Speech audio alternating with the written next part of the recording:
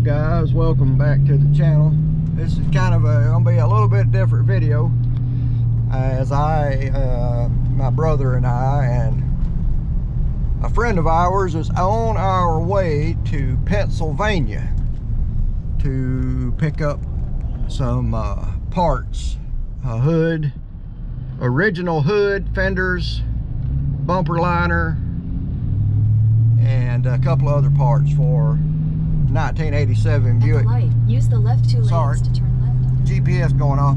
For a 1987 Buick Grand National. I don't know, some of you on my channel know that I own a Grand National, 1987, and my father owned, and still, well, till he passed away in November, his car is still kind of tied up in getting his estate settled. So he owned number 309 of the 547 1987 Buick Grand National GNX, which the GNX was the top of the line of the Grand Nationals. There was 547 of them made, and I am hoping that I'm able to get everything worked out with that in settling his estate and stuff with my sisters.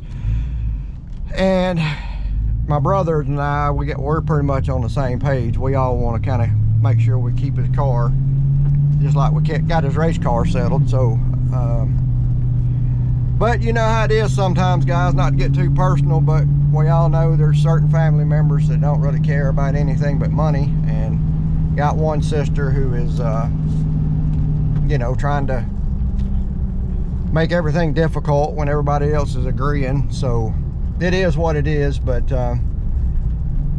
my dad's 87 GNX has 1,900 original miles on it, and it has been kept in a climate controlled storage facility since he bought it. And reason being is he actually had climate control, AC and heat stuff installed in his 6-car garage, about 1993 or 94, and then we had it updated, etc., in, I want to say the 02, 03, somewhere through there. So anyway, the GNX has been taken care of, and we have an 87 that we bought, that was my brother and I bought together probably around March of 2024, that unfortunately was wrecked in the front. Wasn't the guy's fault. He had bought the car new, and unfortunately a intoxicated illegal immigrant, imagine that, with no license, no insurance, ran a red light and hit the guy, and didn't total the car, but it done a lot of damage to where there's just no fixing that sheet metal. Thank God it didn't do any frame damage or anything like that.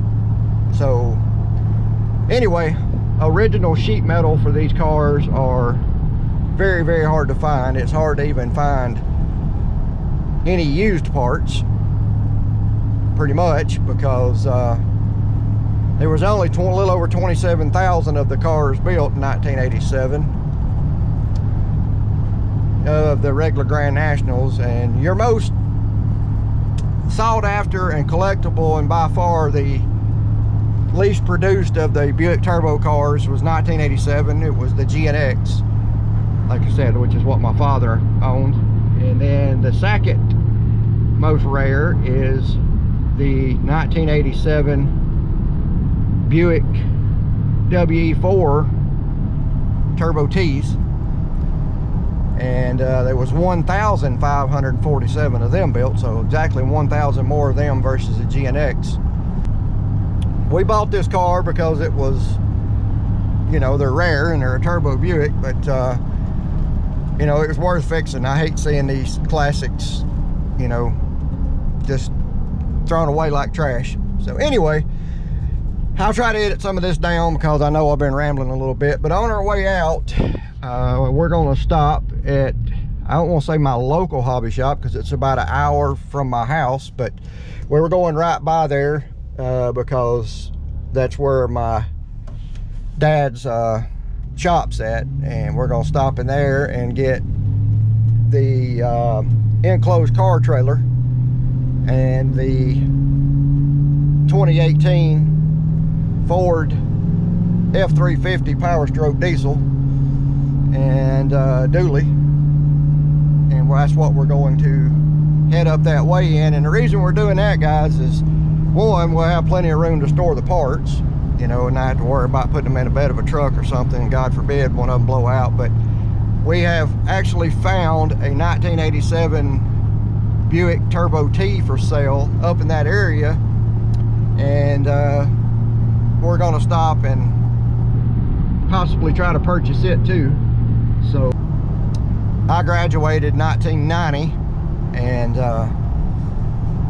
you know, back then that's when the 5.0 Mustang and the IROC Z Camaros and TA Trans Ams, GTA Trans Ams, etc., WS6 Trans Ams, they were all, you know, the kind of hot ticket back then, and they were relatively quick for back in the day.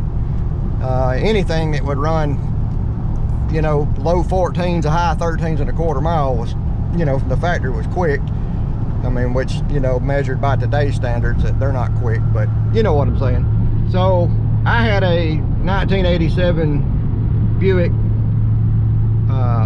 Turbo T that my granddad, it was my granddad's car, and I got to drive it to school.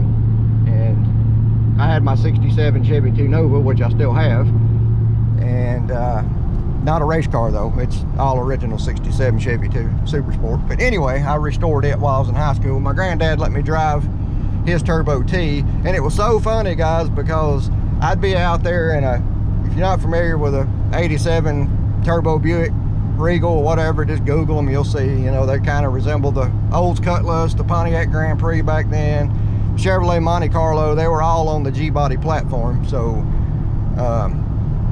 yeah, it was fun back then, because I'd pull up in my, you know, we had all the jocks, of course, that had their 5.0 Mustangs or their IROC Zs or their Trans Ams or whatever, you know, and I'd just kind of ease up in the parking lot right in the middle of them with a, you know, grandpa's Buick with a V6, and especially when I'd pop the hood and they'd count the plug wires, and oh, that's just a V6 and you want to race us, you know. They didn't notice the heat shield down in the front of the motor, which, you know, really did a good job of hiding the factory turbo. You didn't, if you didn't know what you're looking at, you just thought it was a piece of emissions equipment or something, especially if you wasn't a car person.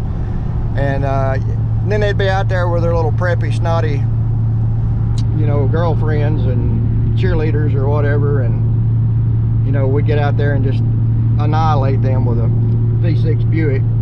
You know, took his pride and wound up taking a couple of them's cheerleader girlfriends over the weekend, but that's near there. We won't get into that because my wife might watch this video and she probably doesn't want to hear it. But yeah, it was those were some good times. And my buddy Brian over at Brian's RC Stuff, we've talked about this several times, and he had a, you know, a 5.0 Mustang, and you know, those cars, I never would have dreamed, guys, that the 5.0 Mustang would have reached the collectability and the price that they're going for now. You used to could pick up a 87 to 93 Fox body Mustang. Me personally, I always liked the 4 headlight cars better than I did the 87 to 93s. I don't like the 94 and up, what are they called, the SN 95s or whatever, but I'm not much of a Mustang person, so I can't really tell you, but Brian would know, so chime in there, Brian, and let him know if I'm wrong on that. Correct me. But anyway, you know, if you didn't know what you were doing with the Turbo Buick cars, you know, you could very easily be outrun by, you know, a 5-liter Mustang or a, and let me make this clear, guys, the 5.7 liter IROC Zs or Trans Ams, the 305 5-liter versions of the Pontiac Trans Am or the Chevrolet Camaro were just slow, so it took the 5.7 350 cars to even run with the 5-liter Mustangs. But anyway, I never would have dreamed that the 5.0 Mustangs would have reached the collectability and the prices that they're going for. So you find a good, non-molested, you know, what I want to say, a virgin 5-liter Mustang that hadn't been beat to death and raced to death and everything else. It's crazy at the numbers they're bringing these days. And you know, I've come up with a saying that, you know, this is by my generation. The 5.0 Mustangs have reached the pinnacle of what a 69 Camaro is to my generation. You know, that the 5.0 Mustangs, the Fox body cars, they are this new generation car guy's 69 Camaro, in my opinion. You know, it's being sought after and collectible and you know, all that stuff. So anyway, we're gonna ease on up through there and see if we can't pick up, definitely gonna pick up these Buick parts, but we might just pick up a Buick, another turbo Buick to add to the collection. But we're gonna stop in our local hobby shop down here. I'm gonna show you guys around a little bit, as long as they don't mind me recording. I don't think they will, but I've been in there before. I know a couple of the guys. But anyway, stay tuned, and I'll try to make somewhat of a decent video of this. I'll pick the video back up once I get into our hobby shop down here and see what kind of new stuff they got on the shelf. So stand by. All right guys, what's up? Kind of wanted to pick the video back up real quick as we finally made it through all this freaking traffic. So hopefully you all can see there. Go ahead, man. Your destination is on the left. Hopefully you all can see there. Hobby Town. We're fitting to go in here and check out Hobby Town as soon as we find a decent place to park. And I'm going as far as I can over here to get away from some of these people. So hang tight guys, I'll get the camera started back up once I get inside. Little bird up there. I'll move out of his way so he don't drop a bomb on us. So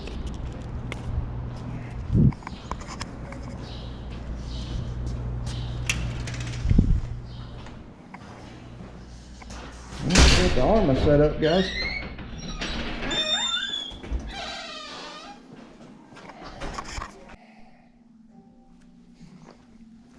The new Traxxas buggy rail, sand rail. That is awesome.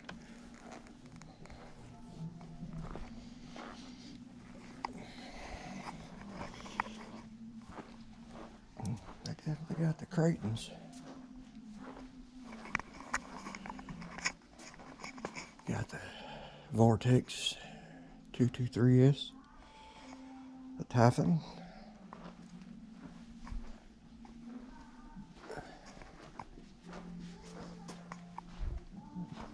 there's our Minimax.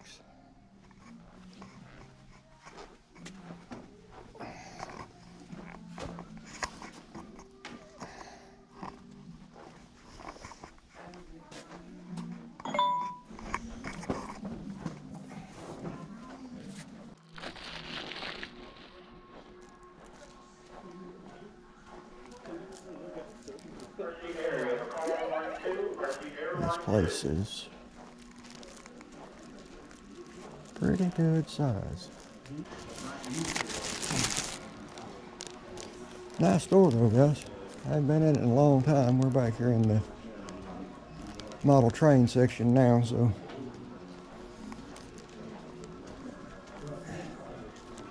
some of this stuff my daughter would have a fit over, especially these horses, but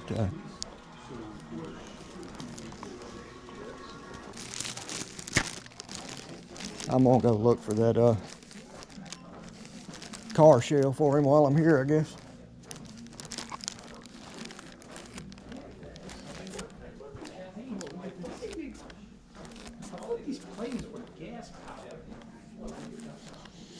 Oh, some of these fucking people, I swear to God.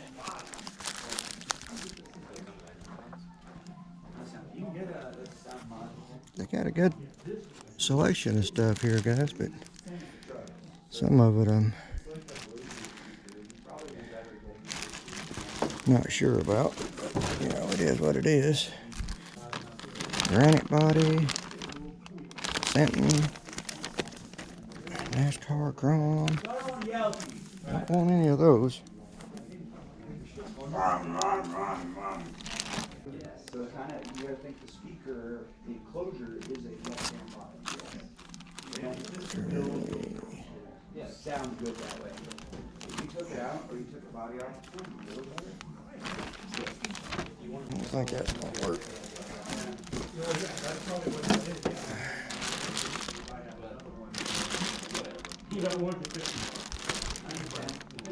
But it makes enough sound to fix that. This is the Veloci Pro Moto. It is super fast. Probably doing 50 something miles an hour. Nice. I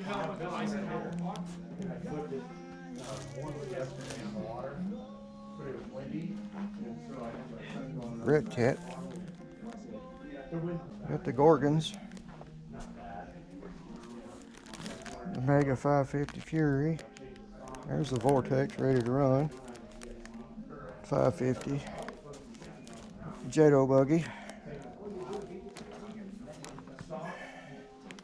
But it's obvious that they're very, very biased towards a specific couple of brands here, guys. And I would think any hobby shop would be kind of open to all different brands, you know. There's HPI Savage. But 90% of their stuff here is Traxxas and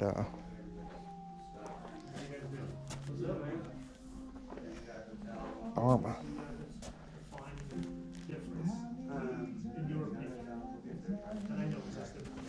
Oh goodness.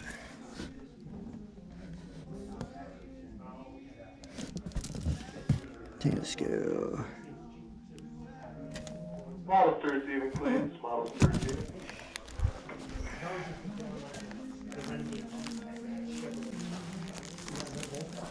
57 Chevy. That's nice. Some of you youngsters out there wouldn't know too much about those. 70 Charger. Oh, it's a sweet El Camino. That's nice. It's a 10 scale. The thing I don't like, guys, is they don't have their stuff priced, and they don't have the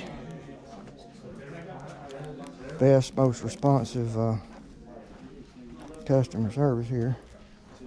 So having to track somebody down every time you want to know how much something is kind of a pain in the ass. So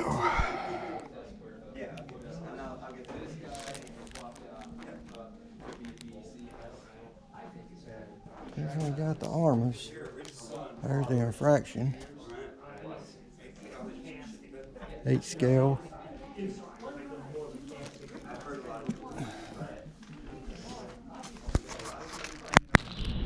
Alright guys, so leaving the hobby town down here in Kennesaw, Georgia. Not necessarily the most helpful, and definitely didn't have a lot of stuff in stock. I don't understand the point of having 2 tires in when most people, you know, their 4-wheel drive vehicles or 4-wheel vehicles need 4 tires, you know. That's kind of odd that you would only keep 2. So yeah, I'm not too thrilled with that. They did not have what I would consider even a decent selection of gears, which is kind of shocking. I would have assumed they would have had, you know, I don't know, maybe I'm overanalyzing, guys, but the last hobby town that I went in was far superior to this one, and had one guy that I asked if I could look behind the counter because he was helping another customer, look at some gears? And he said, sure. So I stepped back there and was looking at some gears, and then had this Billy Bob Thornton looking fool come up and tell me I couldn't be back there. And I'm like, well, he just told me I could. And, you know, he kind of wanted to get smart. Well, I'm telling you, you can't. Okay, well, you arrogant prick. So, whatever. You know, I'm not going to come on here and give them a 5-star review, but I ain't going to give them probably any better than a 3-star, because that's pathetic, guys. And you know, a lot of their stuff didn't even have prices on it at all. And I get it, but some of, you know, they have 2 people working in the whole freaking store, and you're trying to get some prices on some stuff, and every time you find something you're interested in, you got to go search them, hunt them down, and then they got 10 other people waiting on it. It just wasn't a good deal, guys, for me. I don't know. I seen a couple of channels that I used to subscribe to and follow in here. They had some t-shirts in there. I won't say who they are, put them on blast, but I thought was a pretty nice guy, and then wound up being a condescending prick, so I don't follow his channel anymore. Kind of thought he was better than everybody, and I don't like that. This community's not about all that. So anyway, guys, my little trip to Hobbytown in Kennesaw, Georgia. I know it wasn't the best video in the world, but I thought I'd throw this on there in case anybody's down in the area. Some of the stuff, I have to admit, they had a good selection of, but you know, I don't really understand the theory of having 2 tires. Doesn't make any sense. And it's clearly obvious that they're, you know, very biased towards Traxxas and Arma, and you would think they would offer other stuff. You know, there's other quality RCs out there other than Arma or Traxxas, you know. So anyway, guys, I know this wasn't the best video in the world, and I just kind of wanted to drag you guys along, kind of show you this Hobbytown while I was down in this area. So we're gonna head over to my dad's garage and fire up the Ford and head towards Pennsylvania. So you all have a great remaining rest of your week, and probably by the time I get this thing edited and uploaded, we'll probably either be in PA or close to it. So I'll catch you guys when we get back. We're on the road to pick up some Buick parts. Take care. God bless. Catch you in the next one.